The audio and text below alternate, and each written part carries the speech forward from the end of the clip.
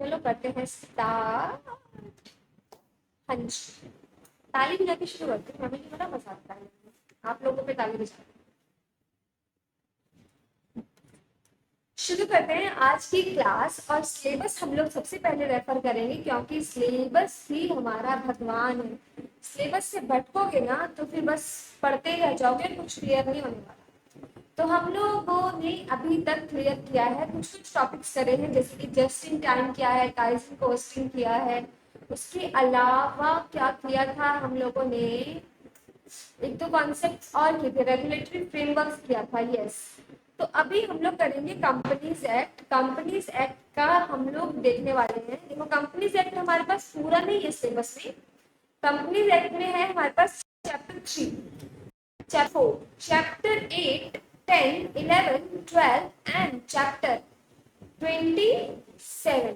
ठीक है, लेकिन आज हम लोग देखेंगे चैप्टर 3 के बारे में। चैप्टर 3 किस चीज से डील करता है? चैप्टर 3 डील करता है प्रोस्पेक्टस एंड इशू। यानी कि आप प्रोस्पेक्टस इशू करोगे तो उसमें जो भी प्रोसेस होने वाला है ना, वो सारी चीजें कवर करेगा हमारा chapter 3 of companies act.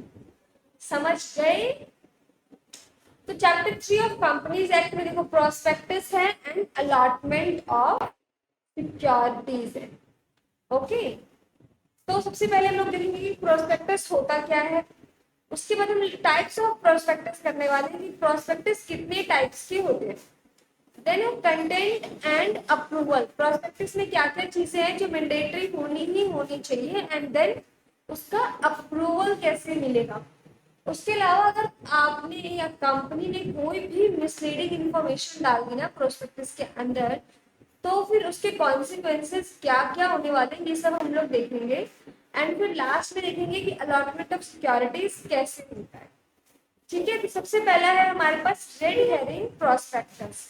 Red herring prospectus जो है ना, ये हम लोग ऑलरेडी कवर कर चुके हैं एक वीडियो में, जिसमें हमने रेड हेरिंग प्रोस्पेक्टस भी कवर किया है और ड्राफ्ट रेड हेरिंग प्रोस्पेक्टस भी कवर किया, जिसमें हमने देखा था बायजूस का एग्जांपल कि कैसे बायजूस ने बैजूस पे जो है ना वो सेकंड टाइम उसने राइट इशू किया और उस पर बैन लगा दिया है सेबी ने कि वो इशू नहीं कर सकती, मतलब पब्लिक से पैसा नहीं उठा सकती। क्यों और ऐसा क्यों हुआ? इसका रीजन ये था कि फर्स्ट टाइम जब बायजूस ने शेयर इशू किए थे और उस पैसे का उसने सही इस्तेमाल नहीं किया एज पर द इन्वेस्टर्स। तो इन्वेस्टर्स ने क्या किया है, इन्वेस्टर्स ने अपील की है और एनसीएलटी में अभी उसका केस चल रहा है। एंड लेट्स सी क्या होता है। लेकिन फिलहाल बायजूस के पास इतने पैसे नहीं है कि वो अपने एम्प्लॉयज को पे कर सके। बहुत सारे एम्प्लॉयज ऐसे हैं जिसका मार्च मंथ का, फेब मंथ का पेमेंट अभी तक क्लियर नहीं हुआ है। तो हमने रेड हेरिंग प्रोस्पेक्टस उसी टाइम देख लिया था कि कंपनी जो है वो क्या करती है, कैपिटल रेज करने के लिए इनिशियल पब्लिक ऑफर करती है, उस time red herring prospectus issue करती है। इसमें क्या मेंशन नहीं होता है, does not include price and number of shares. बजाय प्राइस के कंपनी क्या करती है, उसमें रेंज डिफाइन कर देती है कि 100 रुपीज से 200, ताकि इससे इसके बीच में आप क्या कर सको, अपना बिड डाल सको कि हमें इतने शेयर्स इतने रुपए में खरीदने।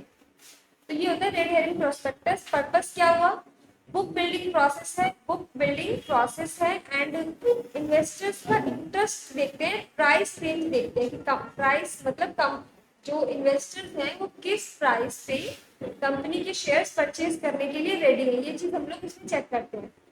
की फीचर्स क्या क्या हुए, include details about company's operation, promoters, financial performance, risk and except for the final offer price and number of shares. यानी final offer price and number of shares, इसके अलावा बाकी सारी चीजें कवर होंगी कि फाइनेंशियल्स कैसे हैं, मैनेजमेंट में कौन कौन है, उनकी क्वालिफिकेशंस क्या क्या है, प्रमोटर्स कौन कौन से हैं कंपनी के, और रिस्क फैक्टर्स क्या क्या इन्वॉल्व है, ये सारी चीजें कवर करता है हमारा रेड हेरिंग प्रोस्पेक्टस। उसके बाद सेकंड आता है सेल्फ प्रोस्पेक्टस। सेल्फ प्रोस्पेक्टस जो है ना, ये डील करता है, ये अलाउ करता है कंपनी को बेसिकली कि वो बार बार प्रोस्पेक्टस ना इशू करे और एक स्टैंडर्ड प्रोस्पेक्टस बन जाता है, ये इसे कहते हैं सेल्फ प्रोस्पेक्टस। तो it allow company to offer and sell security to the company without needing to issue separate prospectus for each act of the offering, यानी जब जब ऑफर करेगा तब तक फिर प्रोस्पेक्टस इशू करने की जरूरत नहीं है। पर्पस क्या हुआ, फ्लेक्सिबिलिटी आ गई कंपनी के पास, अब बार बार उसको प्रोस्पेक्टस इशू नहीं करना पड़ेगा। यूजुअली अप टू 1 ईयर, ये फॉर ये कब तक वैलिड होता है, ये 1 साल के लिए वैलिड होता है। की फीचर्स क्या है, contain detailed information about company's finances and operation after initial filing, company can issue securities in tranches by filing an information memorandum for each subsequent offer. क्या क्या चीजें की फीचर्स होंगे, इसमें भी सेम सारी चीजें रहेंगी कि क्या कंपनी का स्टेटस कैसा है, ऑपरेशंस कैसे हैं, मैनेजमेंट में कौन कौन है, ये सब चीजें रहने वाली है।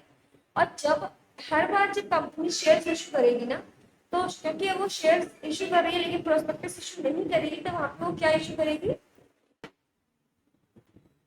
Information memorandum. ठीक है। अब है डीम्ड प्रोस्पेक्टस। डीम्ड प्रोस्पेक्टस से क्या मतलब है, इसको प्रोस्पेक्टस माना जाता है कंपनीज एक्ट में विदाउट हैविंग टाइटल, मतलब उसकी डॉक्यूमेंट के टाइटल में आपको प्रोस्पेक्टस नहीं दिखेगा, लेकिन आपको वो पता चल जाएगा क्योंकि वो कंपनीज एक्ट उसको अलाउ करता है कि वो प्रोस्पेक्टस बन सकता है। ensure that all the documents that functions as a prospectus regardless of their title are regulated to protect the investors protection. तो बेसिकली जब ये इस तरह के जो प्रोस्पेक्टस होते हैं ना, इसको भी प्रॉपर रेगुलेशन की जरूरत होती है ताकि इन्वेस्टर्स का जो इंटरेस्ट है उसको प्रोटेक्ट किया जा सके। की फीचर्स क्या क्या है, must comply with all the disclosure requirement and regulation applicable, यानी एक रेगुलर प्रोस्पेक्टस पे जितनी भी रिक्वायरमेंट्स लगती हैं वो सारी रिक्वायरमेंट्स इसको भी फुलफिल करनी पड़ेंगी, तभी ये क्या बन पाएगा, तभी ये बन पाएगा डीम्ड प्रोस्पेक्टस। उसके बाद है एब्राइड प्रोस्पेक्टस। एब्राइड प्रोस्पेक्टस का डेफिनेशन क्या होता है, a condensed version of prospectus containing all salient feature provided to potential investor along with the application form for the securities।